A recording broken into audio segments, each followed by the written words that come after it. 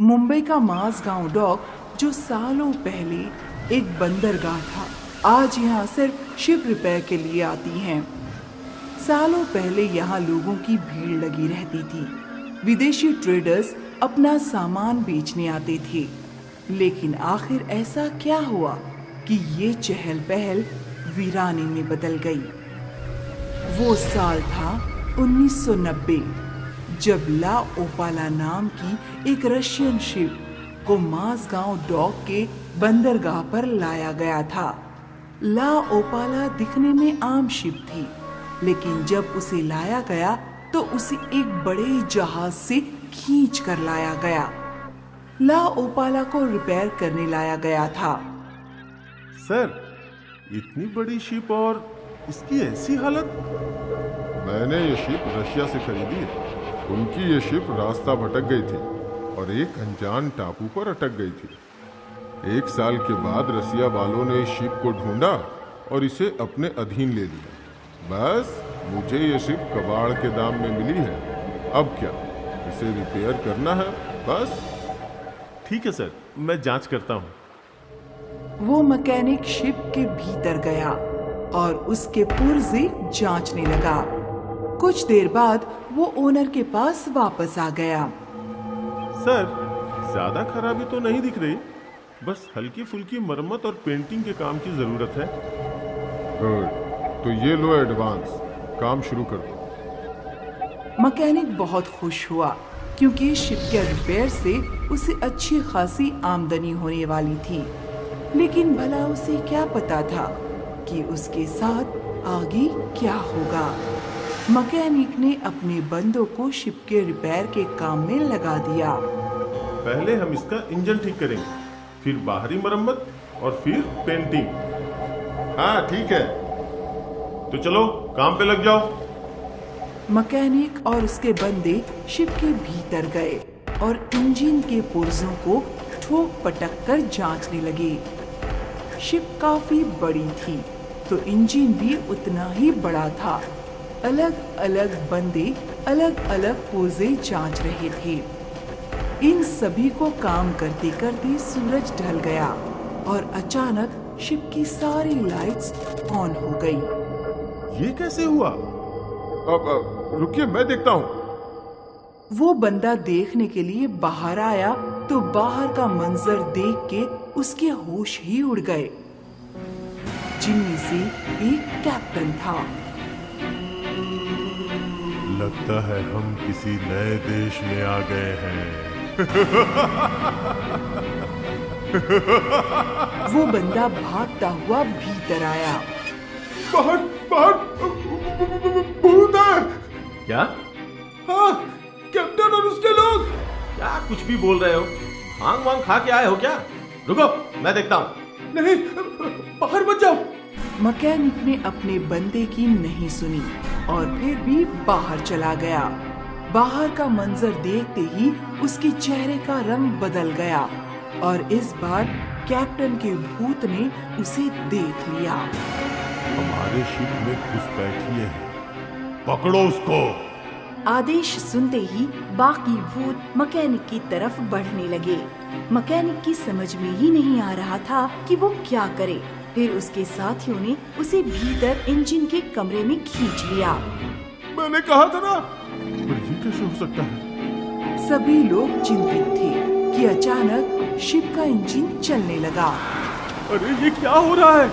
ये शिप चल रही है। लगता है वो कैप्टन का भूत इसे चला रहा है। और अब हम क्या करें? यहाँ से कैसे निकले? मैकेनिक और उसके तीनों साथी सोच ही रहे थे कि अचानक जोर जोर से दरवाजा पीटने की आवाज आने लगी। लाइट्स ऑन ऑफ होने लगी। सभी लोग डर गए और अचानक उन चारों के सामने भूत खड़े थे। हमें छोड़ दो। हमने तुम्हारा क्या बिगाड़ा है? मेरे शिप में घुसकर मुझसे ही पूछ रहे हो कि तुमने मेरा क्या बिगाड़ा? हमें माफ कर दो।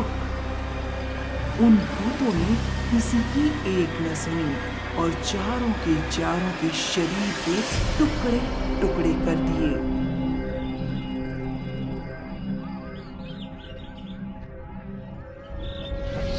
अगले दिन जब जहाज का मालिक अपने लोगों के साथ वहां आया तो वो हैरान रह गया। उसे समझ में नहीं आ रहा था कि आखिर वहां हुआ क्या है। मालिक सोच में पड़ गया कि ये सब क्यों हुआ। फिर उसने अपने एक नौकर को बुलाया। सुनो, आज रात तुम इस जगह की निगरानी करोगे। तुम्हें किसी भी हालत में जगह पे चढ़ना नहीं है। दूर बंदरगाह से ही इस पर नजर गड़ाए रखना और कल मुझे पूरी जानकारी देना। ठीक है मालिक। वो नौकर मालिक की बताई हुई जगह पर कुर्सी लगाकर बैठ गया और अपनी दूरबीन से जहाज पे नजर रखने लगा। अभी तक तो कुछ गड़बड़ दिखाई नहीं दे रही है। ये मालिक भी ना ये मतलब के काम देते हैं। खैर मुझे क्या, अच्छा है मैं अपने साथ अपनी साथी ले आया। अब पूरी रात इसके सहारे बिता दूंगा। नौकर ने अपनी शराब की बोतल खोली और शराब पीने लगा। कुछ देर बाद अचानक जहाज की सारी लाइट्स ऑन हो गईं। ये कैसे? नौकर ने अपनी आंखें मसली। हाँ? कुछ तो गड़बड़ है। लगता है मैं यहाँ दारू पीता रहा। वहाँ कोई तो जहाज में चढ़कर चोरी कर रहा है। मुझे जाकर देखना चाहिए। शराब के नशे में नौकर अपने मालिक की हिदायत तो भूल ही गया कि उसे जहाज में नहीं चढ़ना है। नौकर जहाज पे चढ़ गया। चोर कहेंगे? मुझे पता है तुम सब यहाँ चोरी करने आए हो, लेकिन मेरे रहते हुए तुम लोग इस जहाज से कुछ भी चुरा नहीं सकते। ये मेरे मालिक का जहाज है। हाँ? तेरे मालिक का? ये मेरा शिप है और मेरा ही रहेगा। ऐसे बोलते हुए कैप्टन की भूत ने नौकर को जमीन से उठा लिया और वहीं उसकी गर्दन मरोड़ दी। ये मेरा शिप है। अपनी नौकर की लाश देखकर मालिक दंग रह गया। अब उसे यकीन हो गया कि कुछ तो गड़बड़ जरूर है। वो सोच में पड़ गया। मैंने इससे बोला था कि शिप पर ना जाए, लेकिन इसने मेरी नहीं सुनी। अब मैं क्या करूं? किसी और को बोलूंगा तो शायद वो भी ऐसे ही मरे। नहीं, मुझे खुद ही कुछ करना होगा। इसीलिए मालिक ने खुद जहाज पर निगरानी रखने की ठान ली। वो दूर से दूरबीन की मदद से जहाज को देखता रहा। अभी तक तो सब ठीक ही लग रहा है। सूरज भी डूब रहा है।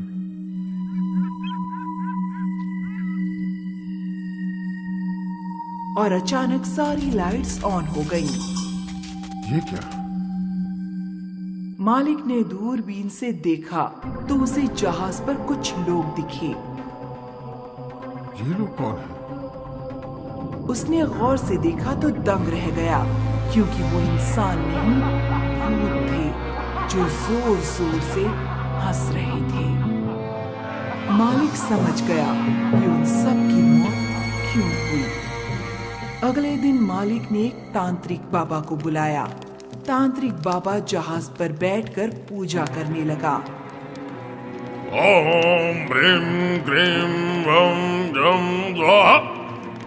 वो तांत्रिक सूरज ढलने के बाद भी वहीं रहा और मालिक फिर से दूर खड़े रहकर सब देखने लगा।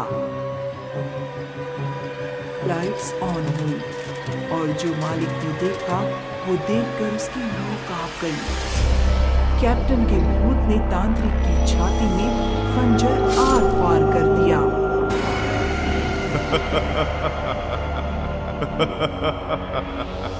मालिक ने लोगों को सख्त हिदायत दी कि वो शिप के आसपास न जाएं और वो सोचने लगा कि कैसे वो इस शिप से छुटकारा पाएगा। उसने वापस रशिया में कॉल किया। पर उन लोगों ने वो शिप वापस ले जाने से मना कर दिया। आए दिन कोई न कोई इस शिप के भूतों का शिकार बनता था। सभी लोग परेशान थे कि इस शिप का क्या किया जाए, लेकिन किसी के पास कोई उपाय नहीं था।